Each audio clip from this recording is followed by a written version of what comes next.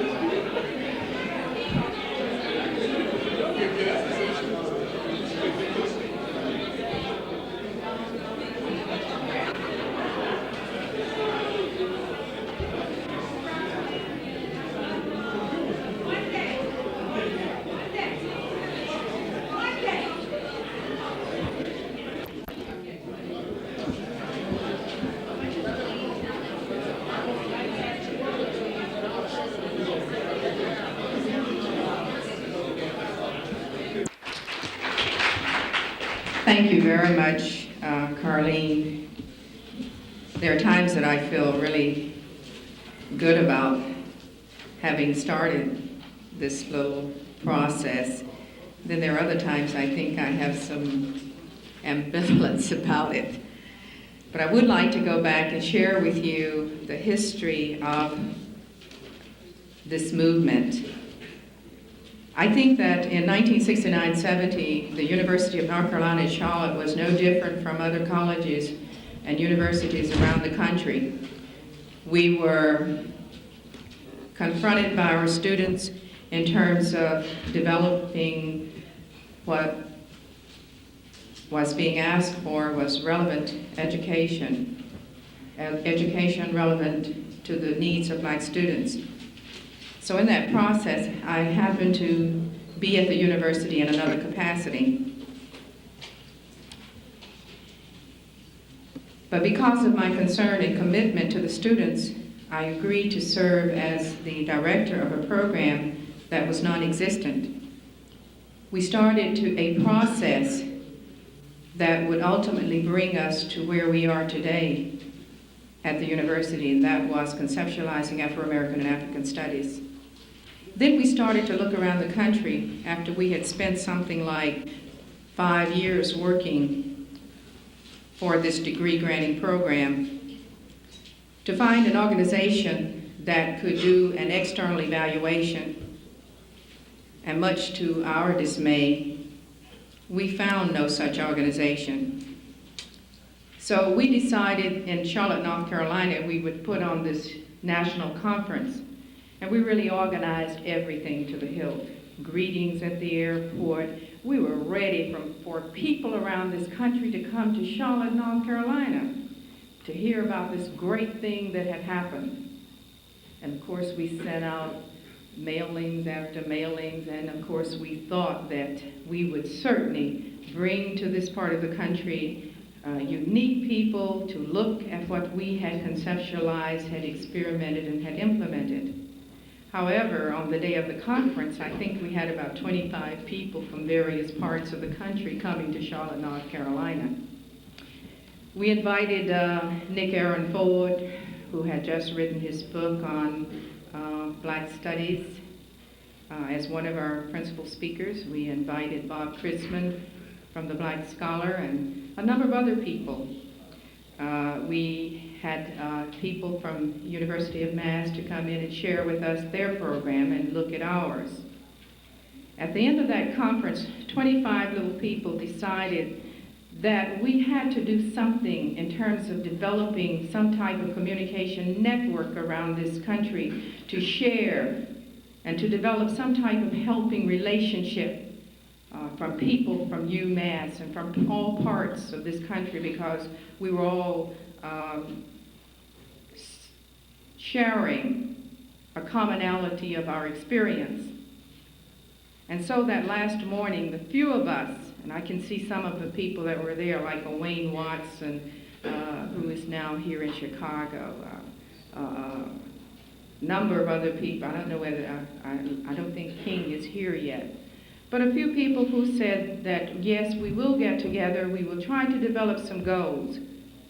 There was a personal friend of mine there from Educational Testing Service who said, I will go back to Princeton and I will ask the people there to allow you to come to the conference center, and we will pick up your expenses so that you can have an opportunity to think and to draw up some goals and objectives. So we did that, and we came away after several days with a plan. And the plan was this, that we would go to Atlanta, and there we met this guy over here named Joe Russell, who was there for another conference. And we decided that we would put together 3 models, a national model, a regional model, and a state model. And this would serve as a basis for the developmental process for this organization. Bill King was supposed to be developing the regional model in Denver, Colorado. So we went out there for this big meeting. And it was at that particular time that the people from Indiana University came forth with the constitutional meeting. And so in 1976, we met following the meeting in Denver to develop a constitution and the bylaws. And please believe me, my brothers and sisters, they do exist, even if you don't have a copy of it. We met in Indiana, and there were people like Grace Holt and Nick Nelson that joined us, and a host of other people. And we worked very, very hard. And out of that came the first conference at Ohio University. And of course, we felt that we were moving from an idea or a concept, and that we were going through the embryonic stages of becoming the National Council for Black Studies. And along this way, we have gone from Ohio State to the University of Massachusetts, to Sacramento, to Wisconsin, to New York, and here we are tonight in Chicago. It has been a long trip, and we're still in the struggle. I think someone says the struggle continues.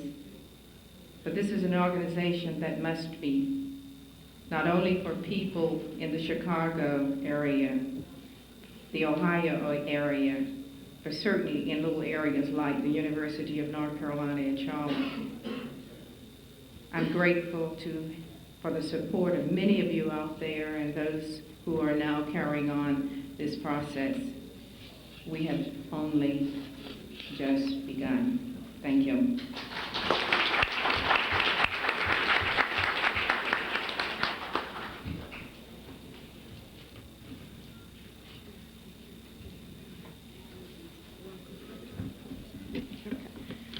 We'd like to take this opportunity now to have our host, chairperson for the conference now, offer you an official welcome. Dr. McWhorter.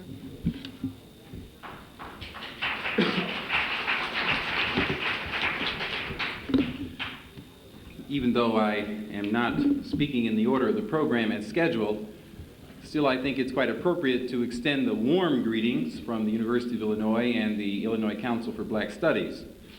We've taken a particular interest in building for this conference because Black Studies is under attack in Illinois. We have faced several threats in the past year or so where programs in Charleston, Illinois, and Macomb, Illinois, and junior colleges in Chicago have faced a situation where they were under review, and the State Board of Higher Education was not going to approve the continued existence of these programs. And of course, we knew that to be critical and to eliminate one program was a signal to eliminate all programs. And so we've been meeting in Illinois now for a number of years, for 3 years, and I think it's safe to say that the Illinois Council, in conjunction with the National Council, has helped to create a climate in the state that has saved these programs. But more important than just these individual programs, we think this conference has contributed to the survival of Black studies in the state of Illinois, and further, we hope that you are the benefactors of our efforts in building this conference as a contribution to the survival of Black studies generally. We hope that many of the circumstances of the meeting and the hotel are not going to sway us from having a successful meeting.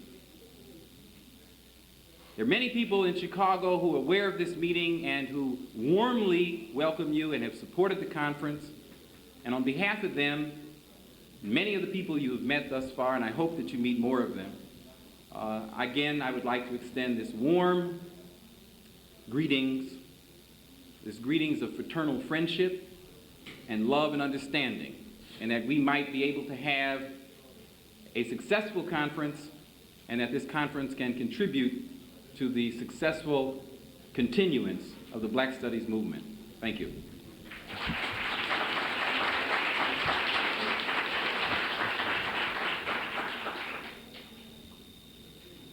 Now we'll have a brief statement from our very effective and competent Executive Director, Dr. Russell, who's at Indiana University. We'll give you a brief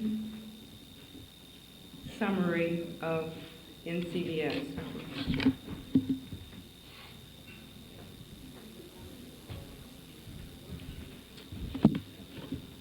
Thank you very much, Carlene. First, I have a paid political announcement. Professor Thaddeus Davis, Department of English, University of North Carolina, Chapel Hill, North Carolina, is engaged in a writing project.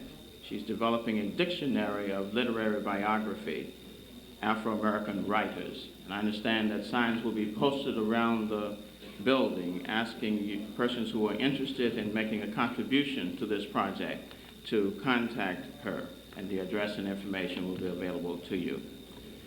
The National Council for Black Studies is definitely on the move, and we know that it is on the move because throughout these corridors over the past few days, we have heard various debates about the status of Black studies at this conference, about the status of Black studies at your several universities, and about the omissions of Black studies at this conference and the omissions of Black studies elsewhere. We realize that we are only a few years old and we are still making decisions about what it is we would like to do and to be. And we're not satisfied with the council yet, and we know that with your help, we will reach a point of satisfaction. Nevertheless, the council continues to make, in my judgment, invaluable contributions toward academic excellence. Last year, the council was regular in the circulation of its medium, the newsletter, Voices in Black Studies. And I'd like simply to remind you that as a member of the Council for Black Studies, you receive this little publication every 2 months. We think that there are some important things in the newsletter to be considered.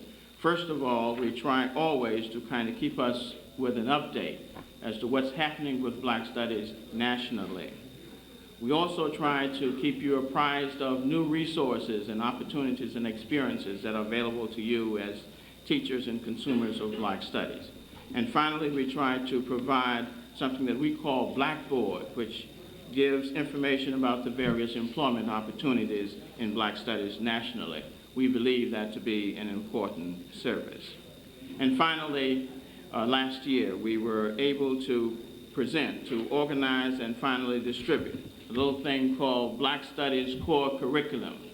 It has been used as a guide for a number of Black Studies programs in terms of reviewing the progress that have been made, as well as offering plans for the future. We hope that if you do not have this guide, that you will in fact contact the national office at Indiana University so that this certainly can become a part of your files and your library considerations. We urge you to keep in touch with the national office, and if you have concerns that you think that the office can help you with, we stand ready to do that. And we do encourage your continued participation in the organization. NCBS is you, and it can only be if you make it happen. Thank you.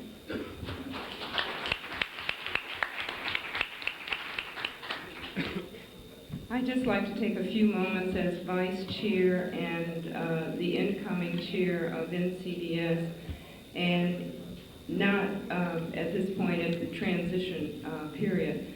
But I would just like to say that it's really encouraging to see all of you here and to be able to know that there is a pool, a community of resources and talents that we can draw on to move forward in the really critical struggle that most of us are engaged in at this point. And I think that it's important that we reaffirm the whole notion that brought us into existence, the community of people who made the fight and the struggle that led us to become established in the institutions.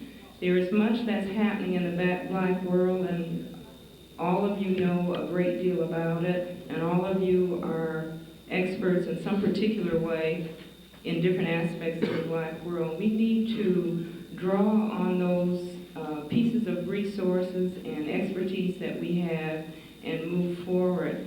And one of the things that I really want to encourage and really reaffirm that although there are individual perspectives, philosophies, and differences that we have and we should have because we are diverse people, that we're at a critical point in our history and that we really have to set aside a lot of the small issues that divert us and look at where the real problems are manifesting and who the people in positions of power are and how we can bring some leverage to get some results that we need for ourselves. And in order to do that, we have to be able to come together, we have to talk, we have to be able to disagree, but finally come to some kind of synthesis. And I would like to be able to call on all of you and the constituencies that you represent to help move Black Studies forward from the point of where we are now and really continue the tradition and improve as much as possible, but to the point where National Council for Black Studies will be the national organization that is a repository for much of the information as well as action and positions about what's happening in the Black world. And I really do believe that we, first of all, have to be educated about the issues, and NCBS has to take a leadership position in terms of defining some issues and how we ought to move and act on those issues and develop a core of information. Some of this is in the process, other things need to be developed. And so even if you're not on the board of the council, we will be calling on you to work, and we'll ask that you respond and help us to make this a significant organization in terms of decision-making in the community that we live in. Thank you. Okay, I'm doing two things you figured out, okay? So now I'm going to introduce our chair, Dr. William Nelson, who is head of the program at Ohio State, and he will also welcome you and give you a summary of some of his perspectives about NCBS.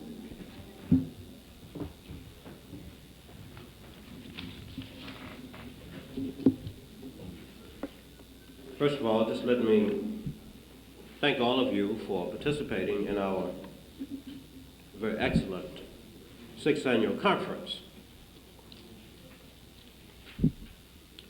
I think that we're at a milestone in terms of the history and development of Black studies.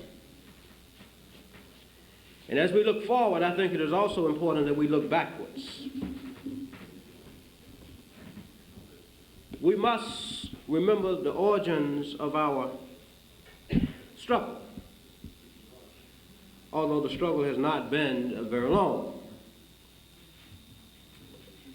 Black Studies in its most recent manifestations began as a movement by the people for power, social justice, and democracy. I think it is extremely important that we keep those objectives and that particular history in mind. As we have moved on college campuses, we have sought to democratize the university, not for the practitioners of Black Studies, but to promote the interests of the entire Black community.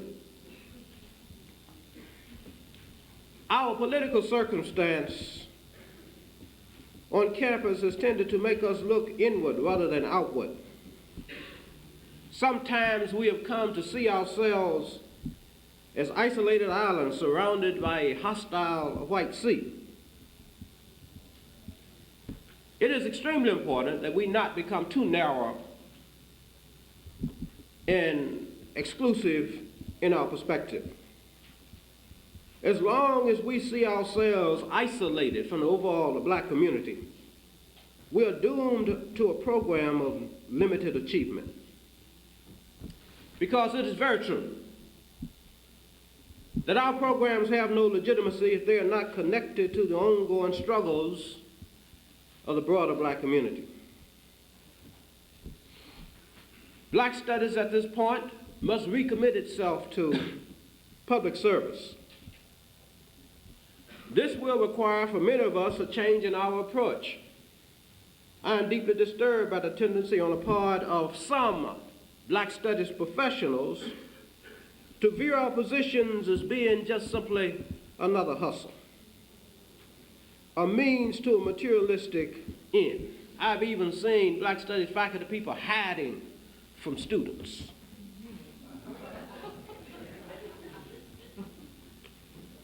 We must be the personification of creative leadership.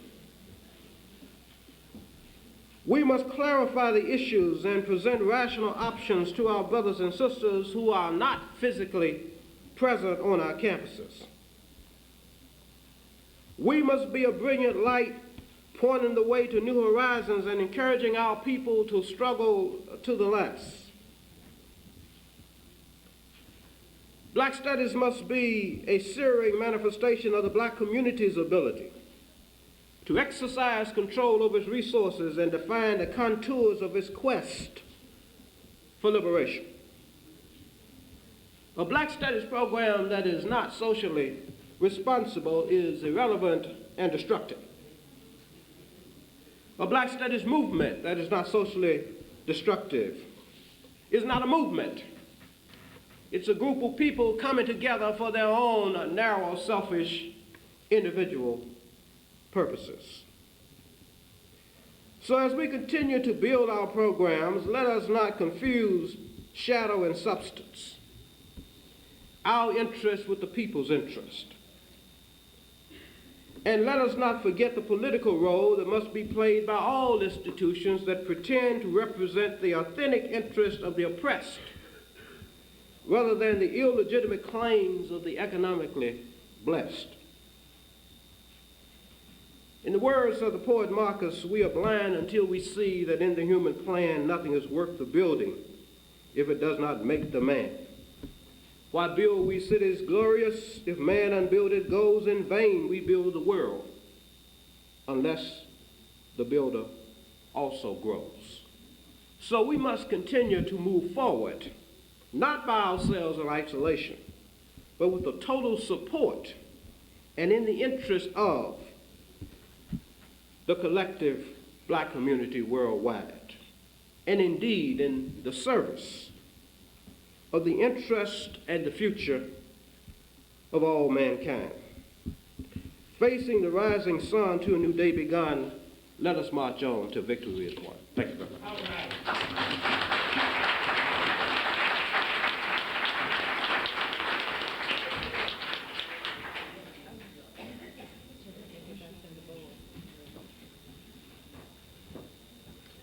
At this time, I would like to have members of the executive board to please stand.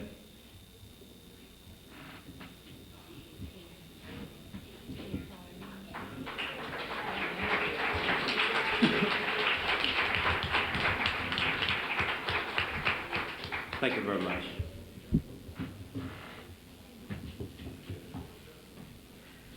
Before the closing statement, maybe we'll take a few minutes to see if there are any questions or if there are any information that people need at this time. Everything's fine? You're gonna.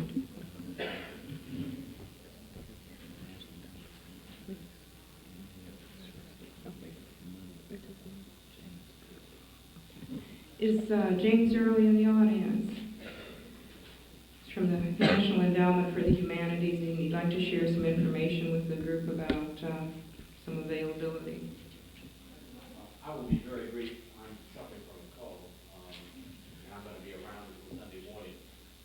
I work at the National Endowment for the Humanities, and I, along with several other people from our community, as well as other communities of color in that agency, as well as a number of other agencies in the federal government, work at those agencies, but we see ourselves working specifically for our communities. We work with all dispossessed communities, but specifically with our communities. This is a critical time, as has been noted, and I need not give you a rundown of what's happening in the federal government to further sharpen your understanding of what that crisis is. We are in a period at the National Endowment for the Humanities where, unless people like yourselves and organizations like this step forward to leverage those organizations in order to be able to get some of those funds to do some of the things that you want, those funds will be used against us. The National Endowment for the Humanities is not in a crisis, in a real crisis. It has $150 some odd million. It does not have all of the money that it's asked for. Next year it will have less money. It will have $96 million. From our vantage point, our community vantage point, that is a lot of money, and it is sitting there, and we should take advantage of it. So I want to strongly encourage you that while you're here to take advantage of my being here, to stop me in room 539, leave a message. I'll be moving around the whole session.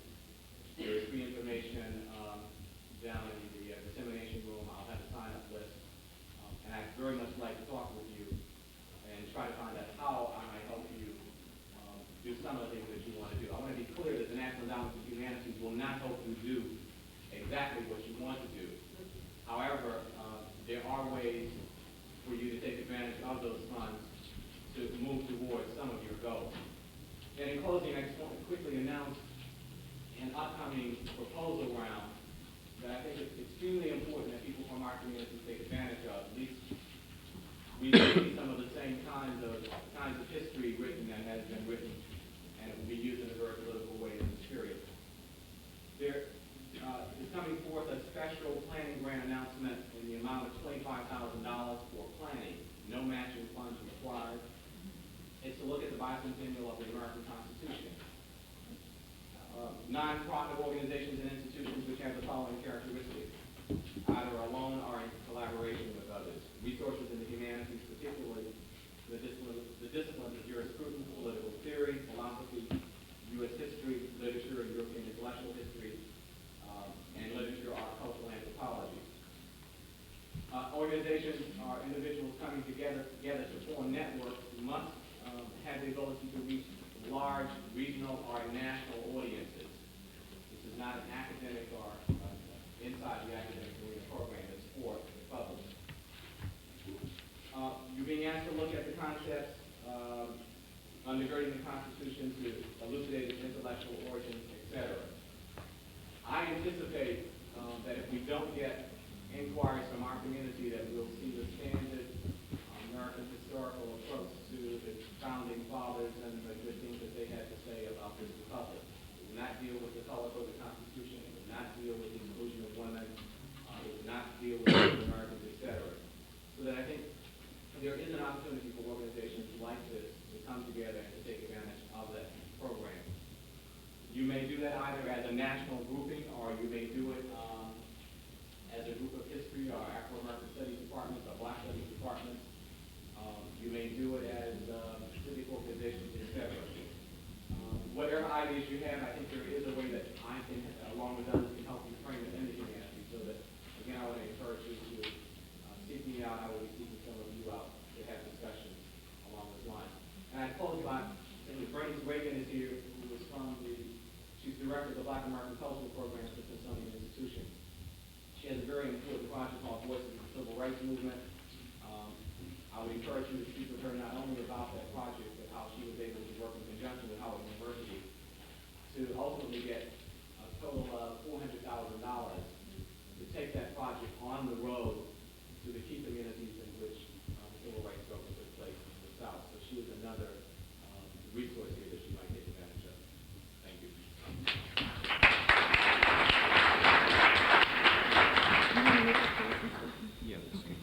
All right, we'll have Gerald make a closing statement, and then we'll proceed with the election.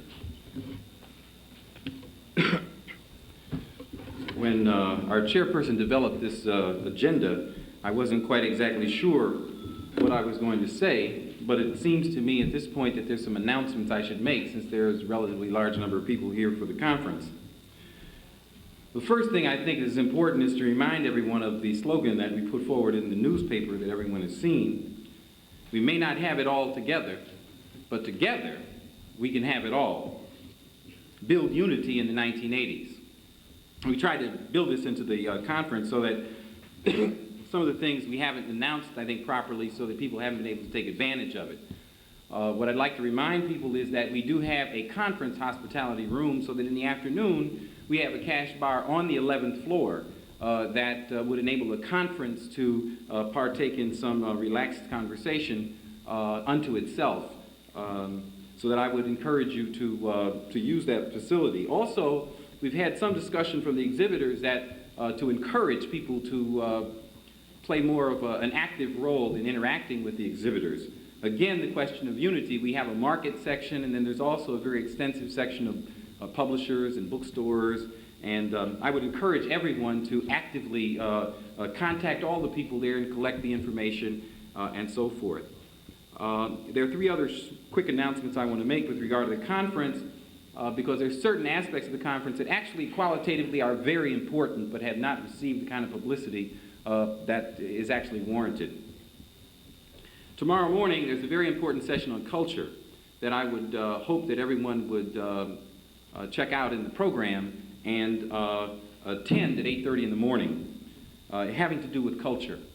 And not culture in the singing and dancing sense. I don't think the main subject will be the ins and outs of Johnny Mathis, but I think the main point has to do with the critical way that the lifestyle and understanding of black people, and both in terms of the historical traditional continuity as well as our adaptability in this context in society. And we have four people speaking who are I think well known to all of us, and I just wanted to direct everyone's attention to that panel because it is at 8:30 in the morning, and it has not received the kind of publicity that it should.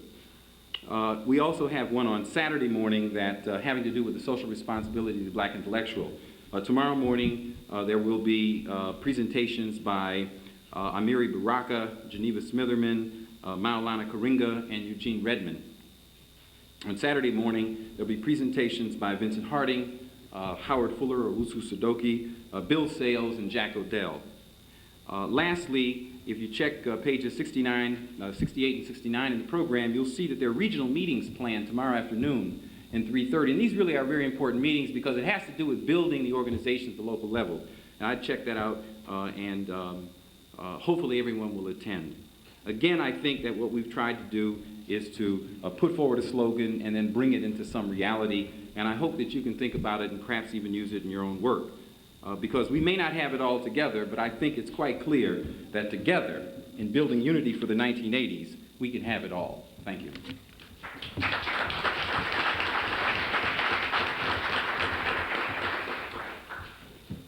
All right, at this time, Dr. Jeffries, who's chair of the nominating committee for National Council of Black Studies and head of Black Studies at City College in New York, will conduct the rest of the meeting. Thank you.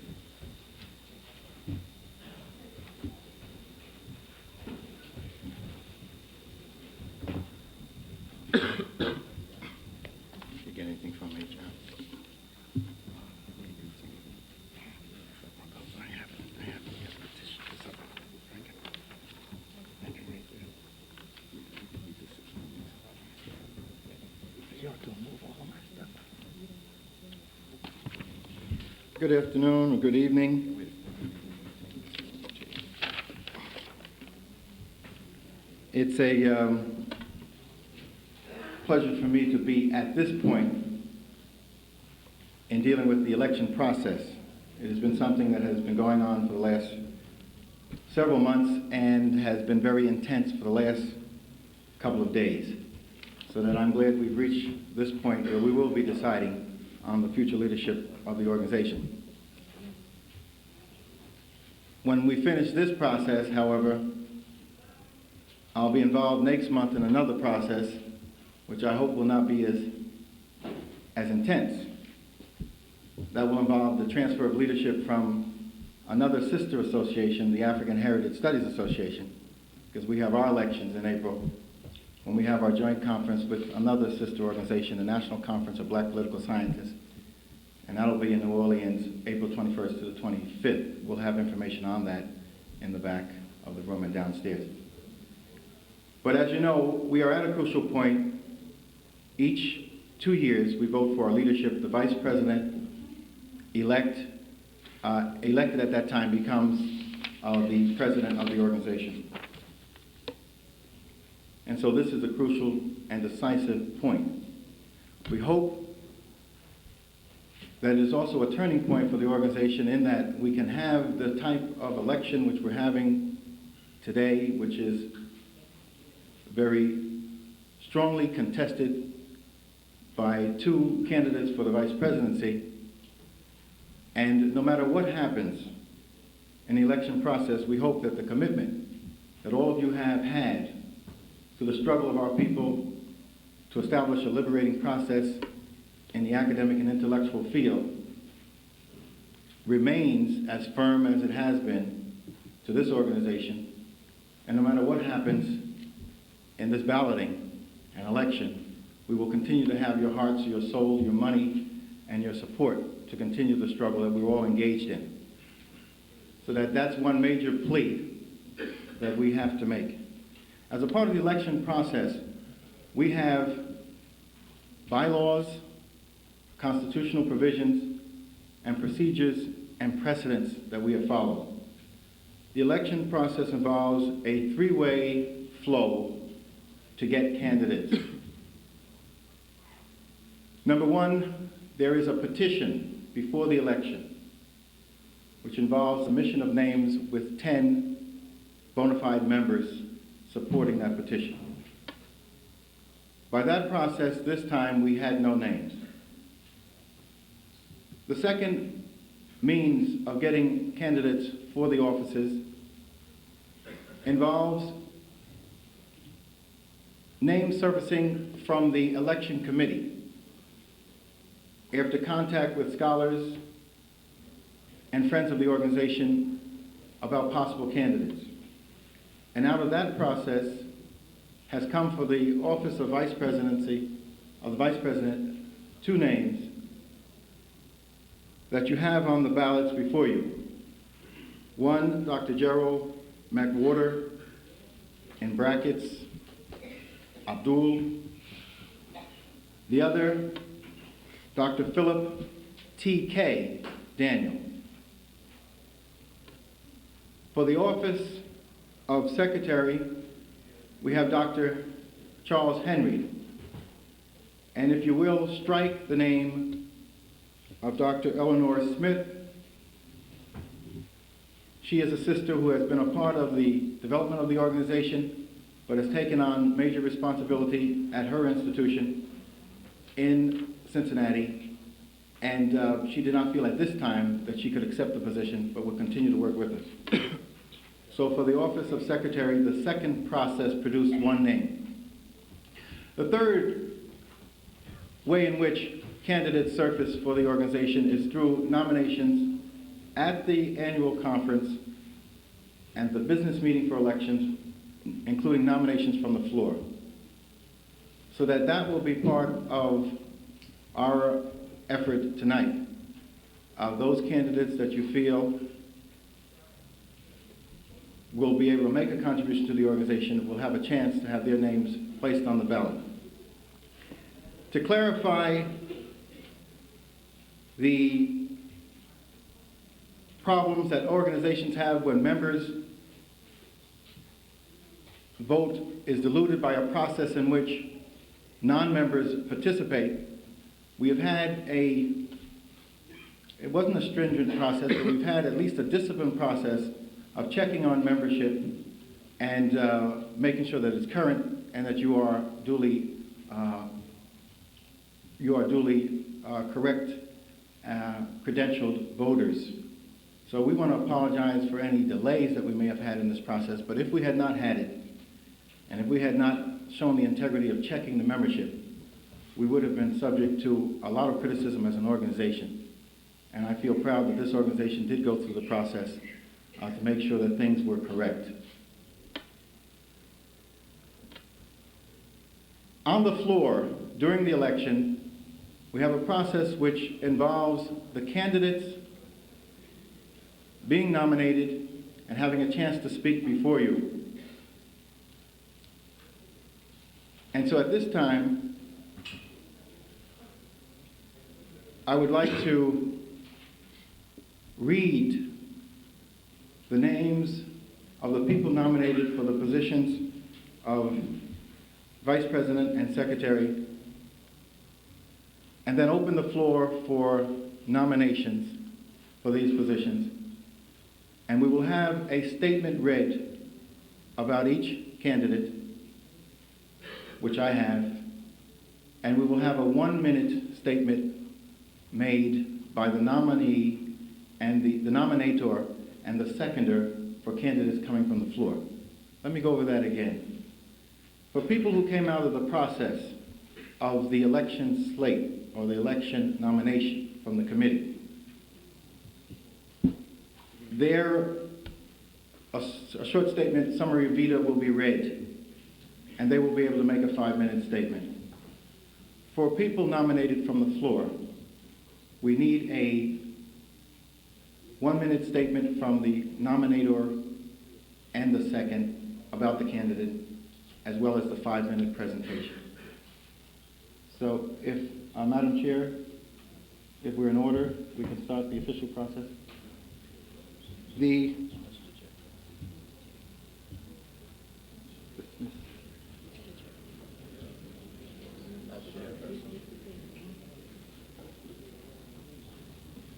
One of the reasons why it's good that we got into this non-sexist terminology is if we use chair, then that covers male or female. Brother Nick is the chair of this session. And he has given me the okay to begin the official process. The floor is now open for nominations for the position of Secretary of the National Council for Black Studies, an important position because it involves keeping the board together at its meetings at this national conference and also at its workshop session in Princeton in July. The floor is now open for nominations for the position.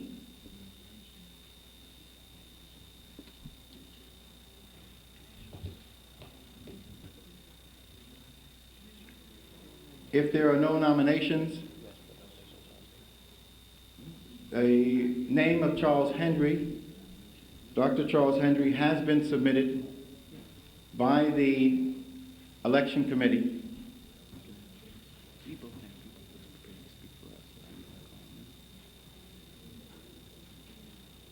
I thought we had decided reading the statement would cover two candidates.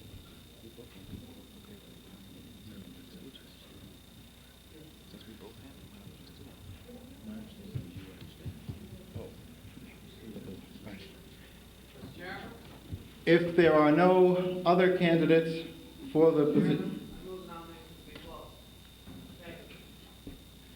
nominations for the position of secretary are closed. Our nominee is Dr. Charles Henry. On your balloting, an affirmative would be in order. The chair is now open for nominations from the floor for the position Vice President of the National Council for Black Studies.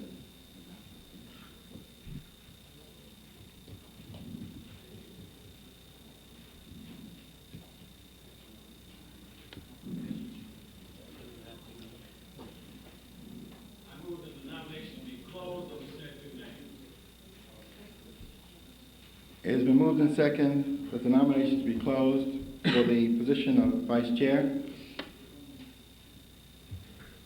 The two candidates for the position, again, are Dr. Abdul Joe McWhorter and Dr. Philip T.K. Daniel.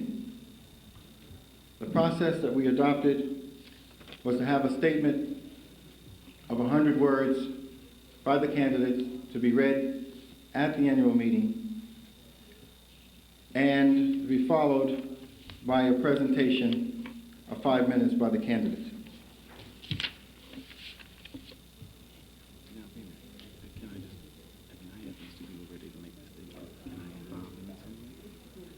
That's all I'm asking. Shall we work hard on different group? Okay. So I like that.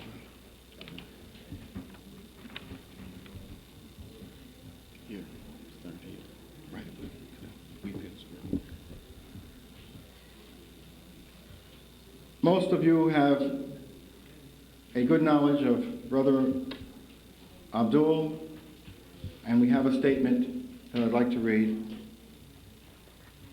We feel strongly that it is important to state why we support the candidacy of Joe McWhorter, to whom most of us as Abdul, known to most of us as Abdul, for the Vice Chairperson of NCBS. The reasons are clear and simple. One, he has solid training in academic work, PhD at the University of Chicago, and in struggle for SNCC through ALSC. Number two, Abdul has been involved in the Black Studies movement since its inception. See his remarks at the Yale Symposium 1969 and editorship of the Black University issues of the Black World magazine 1968, 69, and 70. Number three, Abdul has wide experience in Black studies and in the U.S. higher education, having taught and headed Black studies at historically Black colleges and others, Spelman, Fisk, University of Illinois, University of California, etc. Number four, Abdul has contributed to the development of viable institutions of study and struggle in the interest of Black and oppressed people, founder and co-founder of the Organization of Black American Culture, a Chicago-based cultural group, IBW, the Institute of the Black World, People's College, etc. Number five, Abdul has long experience in curriculum development, heading efforts to develop Introduction to Afro-American Studies, a widely used text. His efforts have led to recent funding of 2 national curriculum development projects and contributed to the NCBS curriculum report. 6, Abdul spearheaded and developed the Illinois Council for Black Studies over the past 2 years and brought Black Studies professionals in Illinois in touch with each other and the national Black Studies work. Number 7, Abdul provided excellent leadership in building this conference, giving our field a tremendous boost in projection at a crucial juncture in our history. As you see, this material validates his work. We are confident that the same exemplary manner he has shown in building ICBS and this conference will be brought to bear in building NCBS into a more effective, efficient, broadly based, and democratic organization.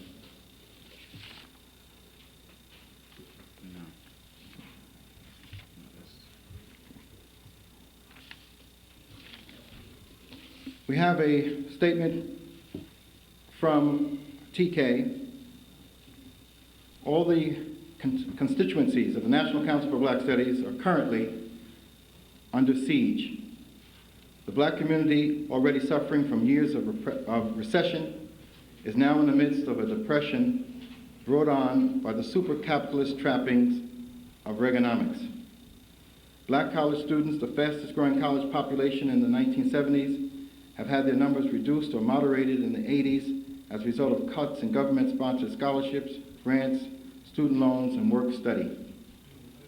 Black high school students, long discriminated against in every major locality of the country, have been relegated to a semi-permanent underclass with little opportunity to go on to college and still less of an opportunity to find a decent job.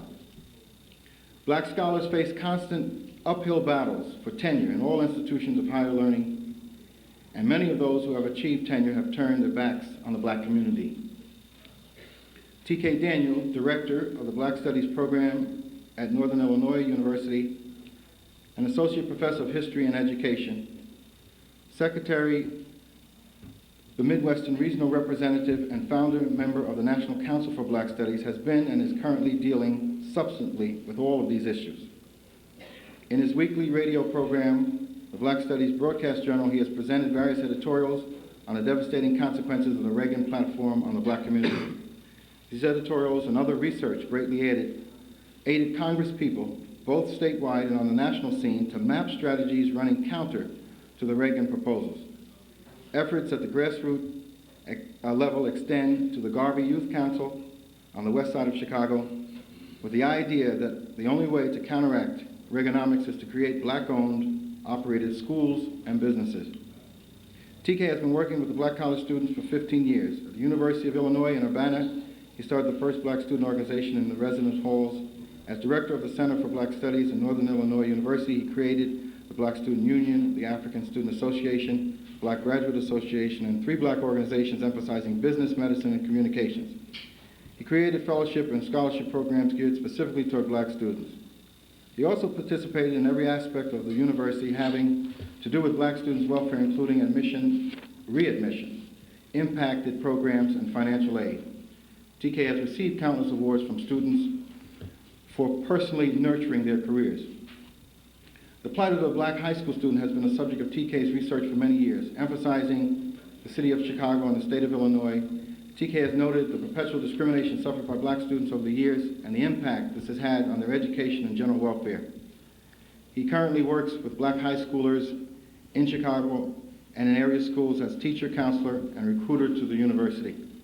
In May of 1980, TK published an article in the Black Scholar entitled Theory Building in Black Studies. This was but one of several publications emphasizing the need for the scholar to take stock of why we are teaching and researching black experience and what their work ultimately meant for the good of the black community. Theory building punctuates the need for black scholars to see themselves as policymakers and pragmatic manipulators influencing those whose actions impact on the black community. The litany of experiences on the part of TK goes on. As a statistician, he completed studies on the status of black studies programs in the Midwest. He is currently working, conducting a nationwide survey for NCBS on the status of all black studies programs. He has written proposals for several $1 million. The most recent includes a $16 million grant to train black students to become physicians. The program will begin with students at the junior high school level and follow them through medical specialty. He has recently aided Northern Illinois University in the acquisition of their law school with the condition that black students be admitted and significant numbers of black professionals be included on the teaching staff. In 1977, TK was invited to serve as a recruiter for the National Public Radio and NIU's representative to FESTAC in Nigeria. Because of this and because of his belief in the embodiment of Pan-Africanism, he has been instrumental in bringing brothers and sisters from several African countries to study and work in the United States. TK has been a diligent worker for the National Council of Black Studies. In addition to his previously mentioned activities in the organization, he has served as co-chair of the Accreditation Committee and the chair of the Black Studies Status Program, and as a member of the Executive Committee. TK is a survivor and for almost 2 decades has acted as a teacher for our people for their survival. His attitudes and actions are important at a time when external conservative elements and internal neo-conservative elements seek to destroy the black family, the black community, and of course black scholarship. A survivor, a person who is interested in our collective survival, is what the National Council for Black Studies needs now. In completion of the process, we will have a 5-minute statement from each candidate. Brother Charles Henry, unless he does it by some special mechanism, which I am not at liberty to reveal, we will not be able to hear from him. He is now being taped for a TV program for NCBS.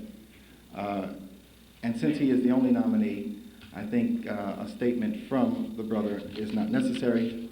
But to keep you abreast of your leadership, I think it would be important to read a little of Charles' background. Charles was educated at Denison University, BA 1969 Political Science, MA, PhD from the University of Chicago in 1974 Political Science. His teaching positions have included Malcolm X City College, Howard University, Denison University, and currently the University of California, Berkeley in Afro-American Studies. His administrative work includes Director of Black Studies and Assistant Dean of the College at Denison. Research positions include the University of Chicago Urban Studies Center and the Congressional Black Caucus. Publications, 1 book and over 2 dozen articles and papers dealing with black politics. Awards include Ford Foundation Grad Fellowships, and a host of other work with NEH and NIMH. His affiliations include the National Conference for Black Studies, as well as the National Conference for Black Political Scientists, as well as the American Political Science Association. Activity has included extensive work with NCBS, and he would consider the job of secretary as an honor. At this time, I'd like to have a 5-minute presentation from the candidate, Dr. Gerald McWhorter, Brother Abdul.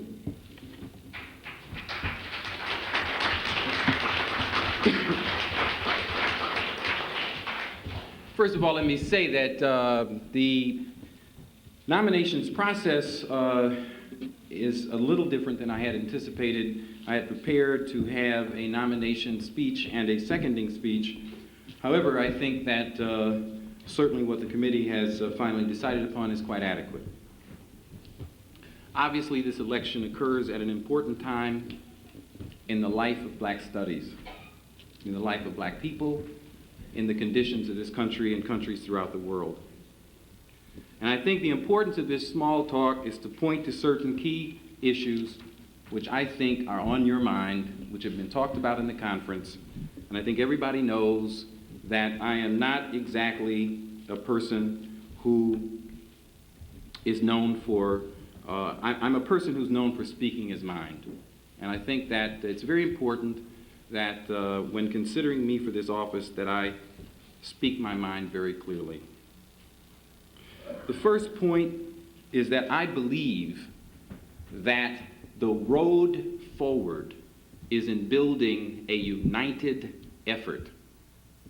And by this I mean we must build the Black Studies movement by reaching out broadly, involving all sectors. We all know that NCBS has faced certain problems. Where are the people from the what are called historically black institutions? Where are the people from the junior colleges? Where are the people who make up the breadth and depth of our work? It is my belief and my commitment to build NCBS in the broadest possible way. Secondly, regarding the concept of academic excellence and social responsibility. This was a slogan that we developed and that I put forward in 1977 in California when we held a conference bringing together over 60 Black Studies programs in that state. And since that time, it has become attached to the Black Studies movement, as in this conference, in a very meaningful way, because it represents the dual aspects of our concern.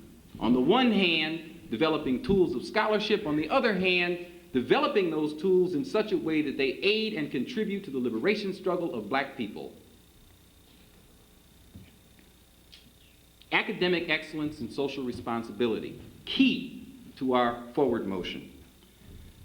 The third point, and I think this gets at many concerns ideology. My ideological position is clear. I believe that capitalism is a system of destruction and death. And I believe that black people, in affirming life, in affirming our youth, our future, must take a solid stand. Must take a solid stand against that, not just talking about Reagan, but talking about the system that he represents.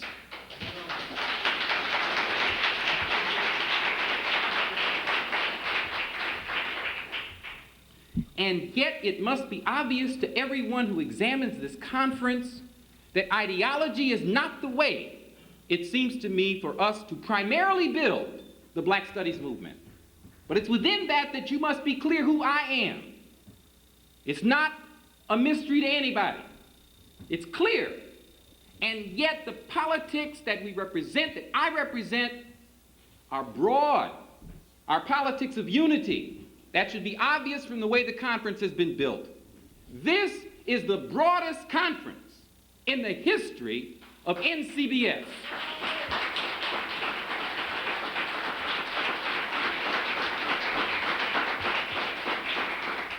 It's broad because there are people from 30 or 40 states here. There are people from all kinds of institutions here. The conference is being spoken and led by about 40% of the participants in terms of leadership are women. This is a serious conference. It's a call to war, intellectual war, and it's a contribution to war on all fronts.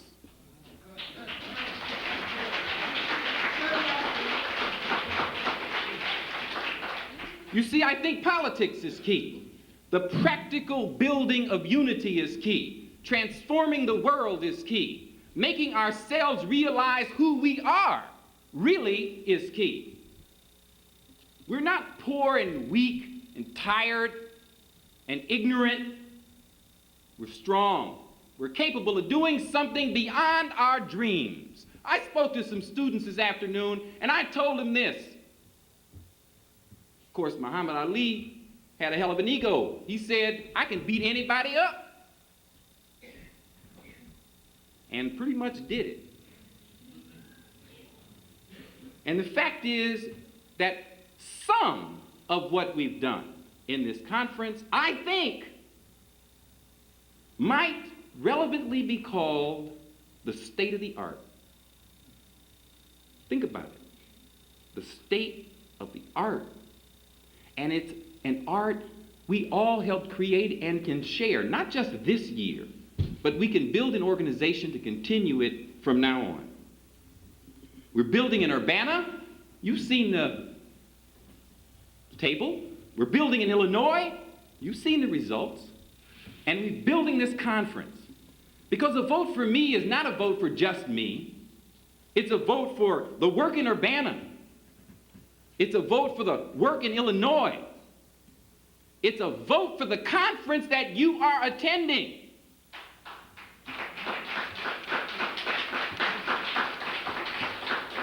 What is at stake here? I work hard, and I work hard for you. I fight hard, and I fight hard for you. I organize, and I organize resources for you. A vote for me will be a vote heard all over this country. And I think it might be a vote heard all over the world.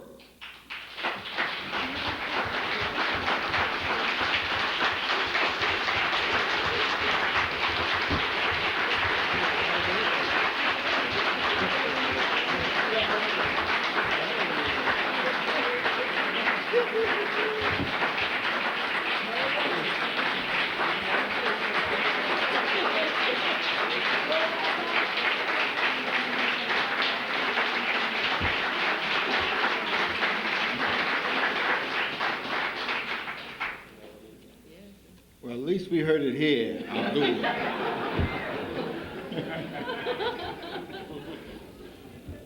We will have a 5-minute statement from Brother T.K.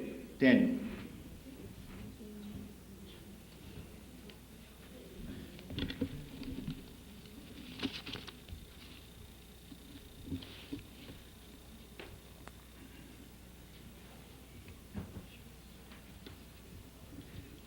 I'd like to bid hello to the group and to the honorable people on the dais, and of course to the voice heard around the world, the opponent.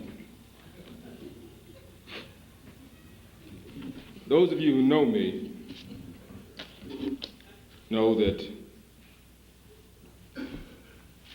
whenever I speak or act, it's normally with restraint, because I believe that the only way that we can begin to solve our problems collectively is without a lot of emotionalism, because I don't think that's important in the movement.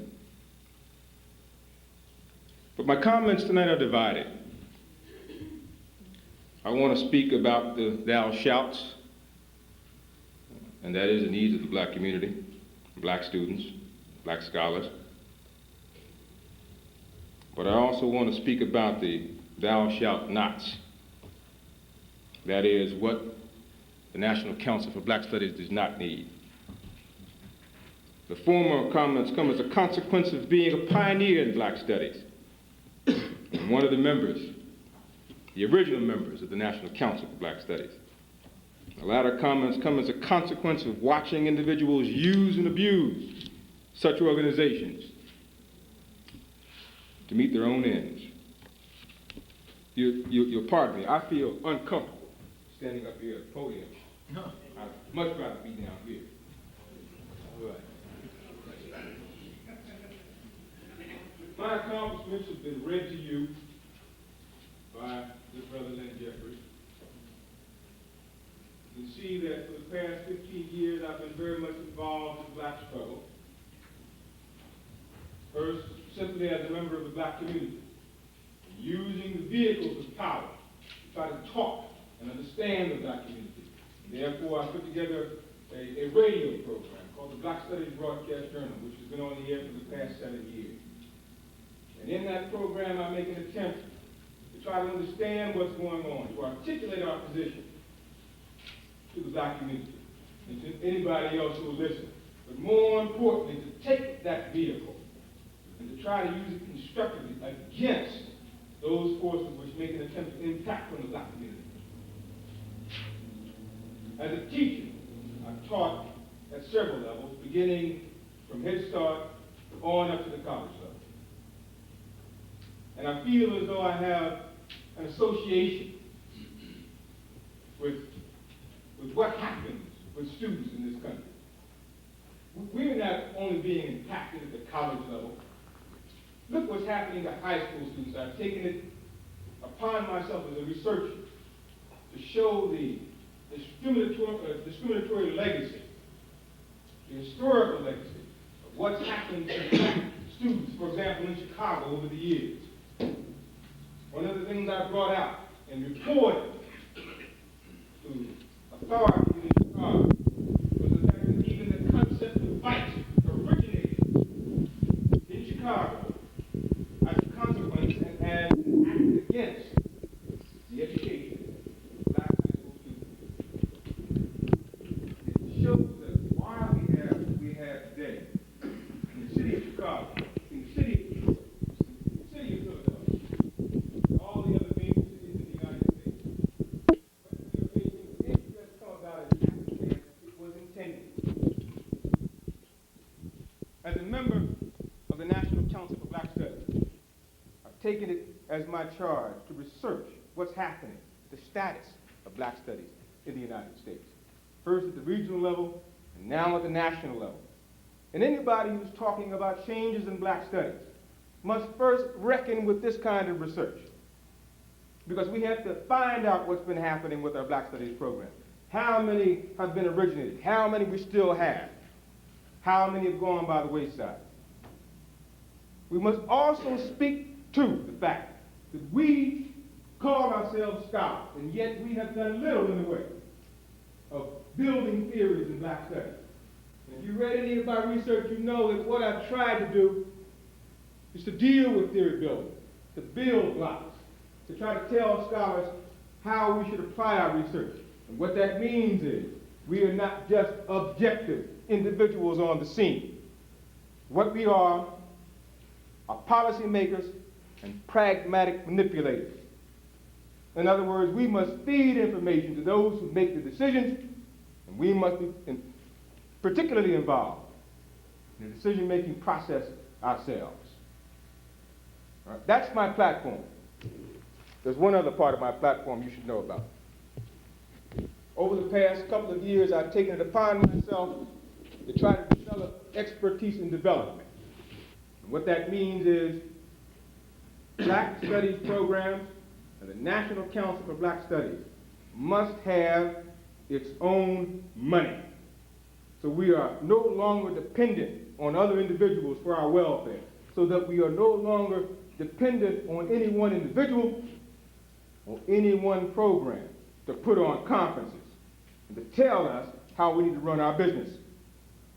If I am elected as chairman of this organization, I intend to start a development fund, an endowment, if you will, and within 3 years, make the National Council for Black Studies financially independent.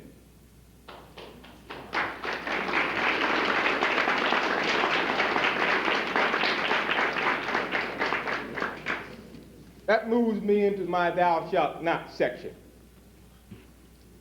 What NCBS does not need are persons who have no regard for this organization.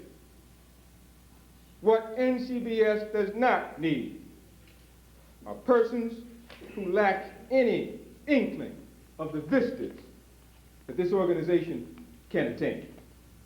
What NCBS does not need are individuals who will use and misuse this organization for personal gain and aggrandizement.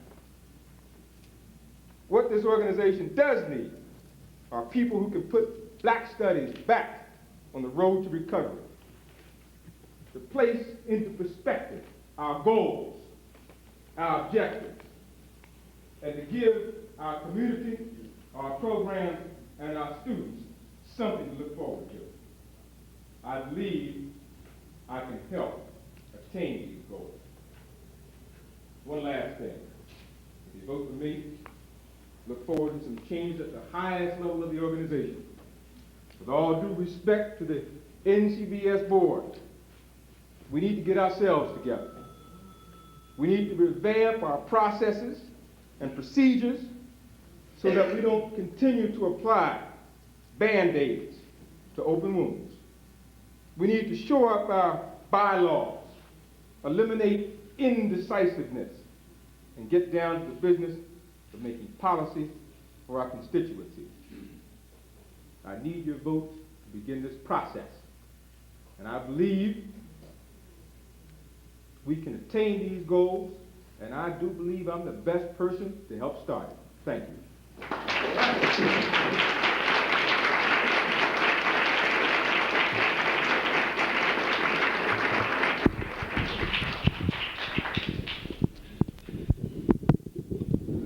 The next final stage of the election involves a response from you in reference to the candidates before us. So if there are any questions that you have from the body, the chair is open to receive them. Yes, Brother Tabili? Yeah, I heard the first speaker, Brother Abdul, talk about the necessity to be straightforward and how broad this conference is and how we reach out to make the conference broad based. And I heard Brother James talk about self-reliance. First of all, I agree with both positions, and here's my question. To both, no, it's two questions really, to both people who are running for the office. My first question is when we talk about broad-based, and I feel this very serious because it's happening throughout the total black liberation movement as far as I'm concerned. When we talk about broad-based, does that mean we must have the inclusion of white people? And I don't mean that from a narrow nationalist position. I mean that from a position of self-determination. That's clearly where I'm coming from. And I want everybody in this room, as well as the two candidates, to understand the essence of that question. It's based upon self-determination. And I have no fear of being around white folks or working with white folks. But I'm talking about running my own organization, laying out my own positions, and addressing those positions as I see them, as being an oppressed black person. That's my first one. And my second one is in relation to the whole synthesis of self-reliance and building an independent economic base.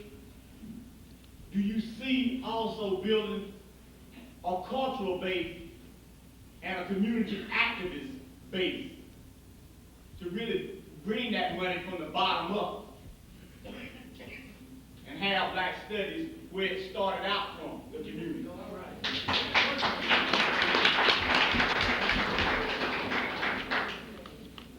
I think we may have another candidate.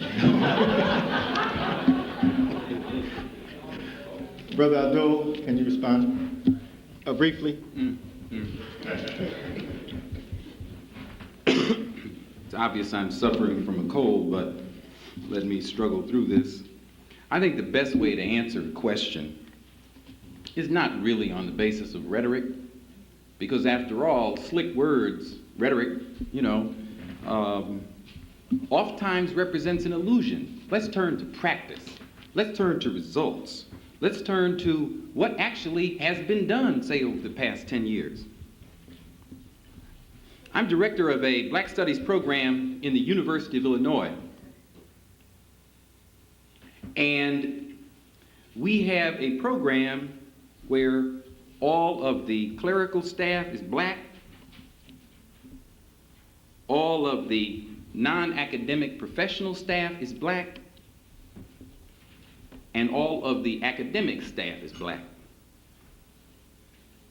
Because we believe that in the context of that university, there is an advocacy role to play, and there is a commitment that we have only found among black people to do the job we're trying to do in the context of the work that we're carrying out. Secondly, we have built a statewide organization involving some 25 schools. This is a real organization. And there are people here who have built this conference who work in that organization. And when we have meetings, there are white people at the meetings. But you want to know something?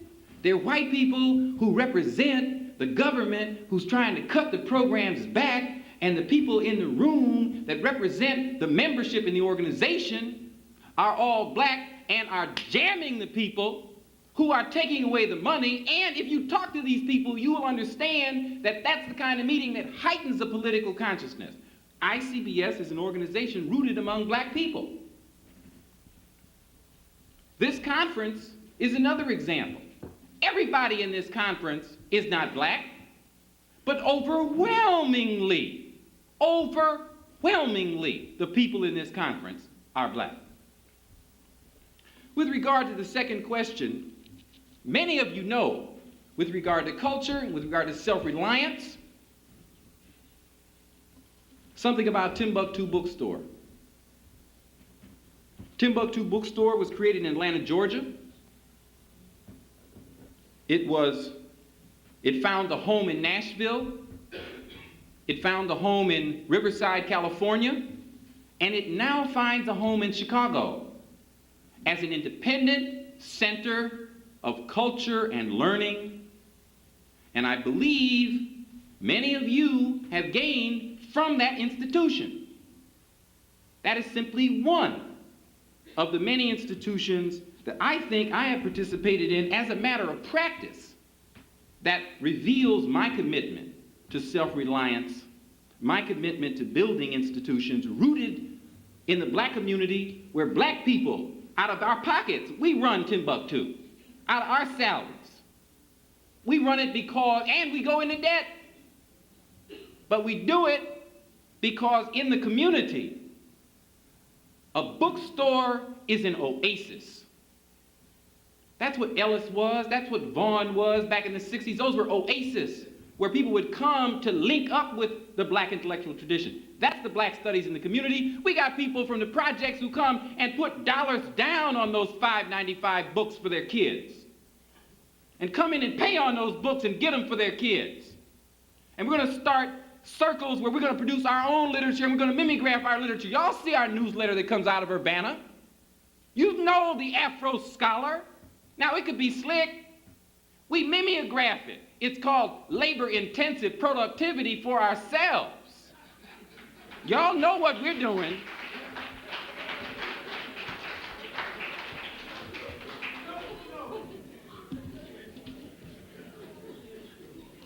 Mr. Chairman, you didn't answer the C part of that about the activist-oriented part and the question of self-determination. We limited the involvement of the body, and so if we don't limit it, we can go on forever. I'd like to have a response from Brother TK.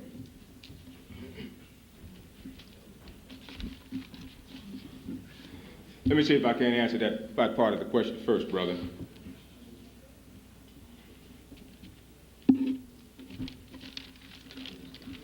Everything I talked about was initially rooted in the black community. And let me just state some specific examples, and I think that will answer C. The Garvey Youth Council on the south side of Chicago, the Institute of Positive Education, the Center for Inner City Studies, all of these grassroots organizations, specifically here in the city of Chicago. There are others in other places, but I think you can identify with those. Let me get to your first question, because I think that's important. And let me just start it with a statement. I obey no ideology that speaks to multinationalism. And I got no time for it. So I'm not talking about a broad-based organization past the parameters of the black community. Let me make my position clear on that. I'm talking about the black community and all of the constituencies within it. And I obey no ideology that differs from that. All right? Let me be specific. The only difference between a capitalist and a Marxist is that a Marxist is broke. I want to make my position clear. I want to make my position as it relates to nationalism for the black community clear. Okay? In terms of self-reliance, my attitude towards self-reliance began first in working with the Garvey Youth Council, which began first to put together its own school. And it gave me a lot of ideas about how to proceed with my own program and my own plan. From that, I formed Liaison out of Northern Illinois University with the Chicago communities, with the Rockford community, these are black communities, of course, and the Aurora communities. And so when it came time, for example, for Northern Illinois University to acquire its law school, at a time when it knew it was going to need the vote of black legislators, what I began to do was to caucus with people like Lou Palmer, Conrad Worrell, Jake Carruthers, and other individuals in Chicago, including Harold Washington, Carol Braun, and to say, how can we put together the best kind of program to meet the needs of the black community? And from that, what we suggested was that this law school is not going to come about unless it's for certain that it has black students coming in and black professors on the staff. When that was ensured, every black legislator in the state save one who had a disagreement with the president, voted for the law school. And everything that we wanted from that law school has come about. And so, when I speak to self-reliance, I'm talking about a reliance that encompasses the very needs of the black community with an ideology that works only for the black community. Let me take that a little bit further. Recently, I took part in a development campaign to train a very needed and necessary component for the black community, and that was the training of more black physicians. And what we found is that until you begin training students at very early ages, the chances of getting them to medical specialty are almost nil. And so we began a program that began in the junior high school, or that now begins in the junior high school. And we'll follow students through junior high school, through college, through medical school, and through the 2 years of medical specialty. I wrote that proposal for $16 million. But what I did in writing that proposal was to ensure that black communities across the country will be involved in every aspect of the program.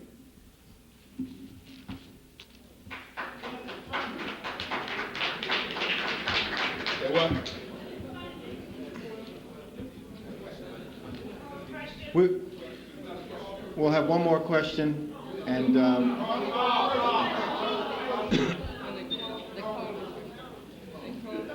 there's a call for the question. Is there another question on the floor to the candidates?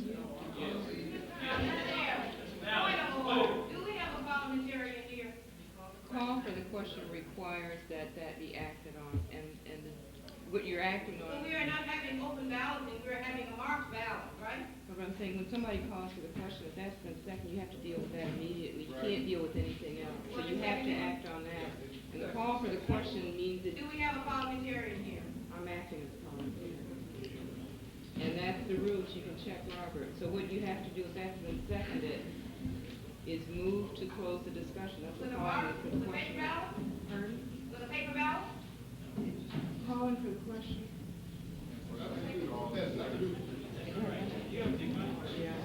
There were extensive calls for the question and no seconds. Okay, well, then there has been a call for the question and several seconds. These are responses to that presentation. So we are not even in parliamentary procedure.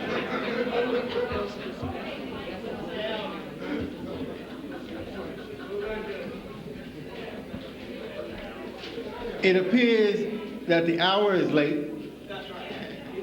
Black folks were in an African groove of what we call palava, listening to each other and communicating and communing. We seem now desiring to move into our European bag of parliamentarianism and whatever else that involves. And it is not necessary to call for the question. We will end the discussions and move to the ballot.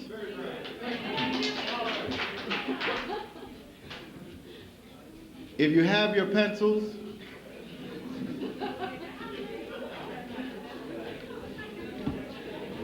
your ballots must be marked in red ballpoint pens, otherwise they are not eligible.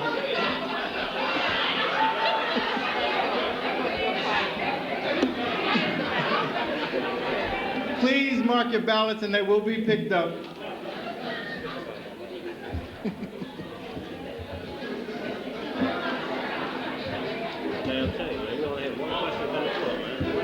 Yeah, but it was a long process.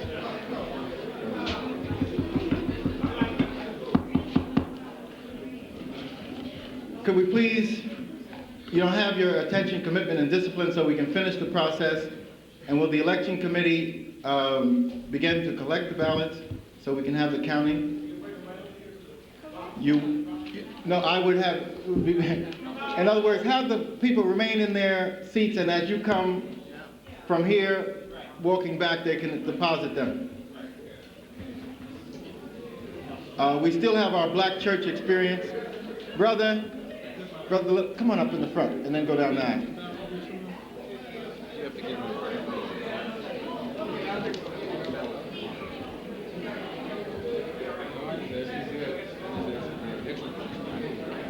Do you have the ballot, TK? I have a ballot. Here, somebody left the ballot here.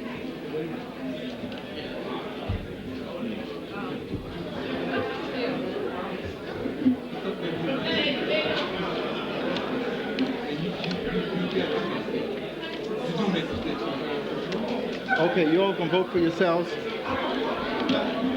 You should have started up here, like a black church, and we would have had a benediction or something, a blessing of the vote. And that.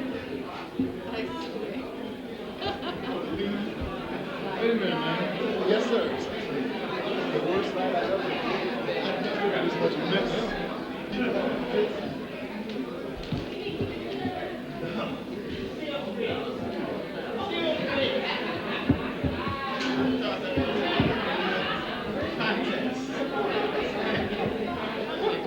Yeah, actually the level was very good. The level of the interchange was very good. Has everyone completed their ballot and deposited with the election committee? Right.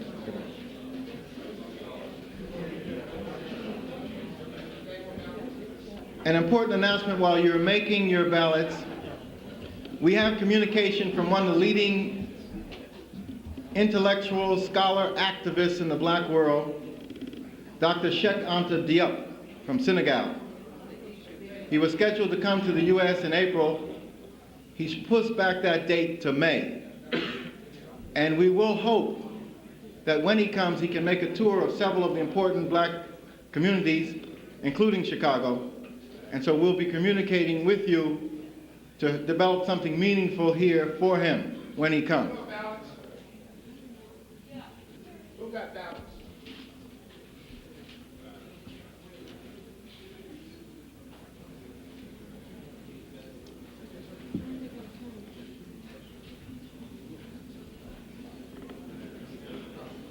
Any more ballots? Next to the last call, ballots. We almost lost our executive director. Last call. Last call, two ballots. If all the ballots have been collected,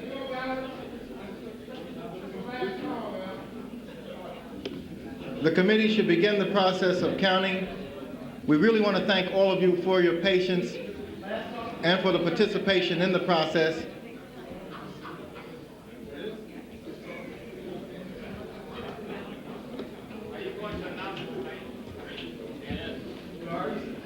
The announcement of the balloting will be immediate.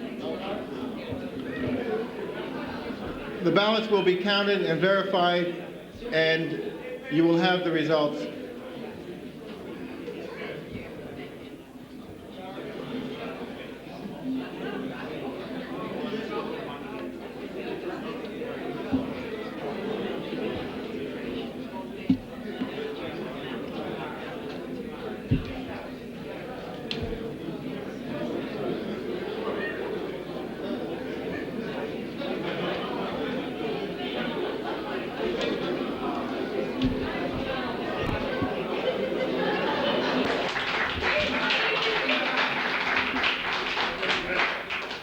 This is a victory for all of us. All right.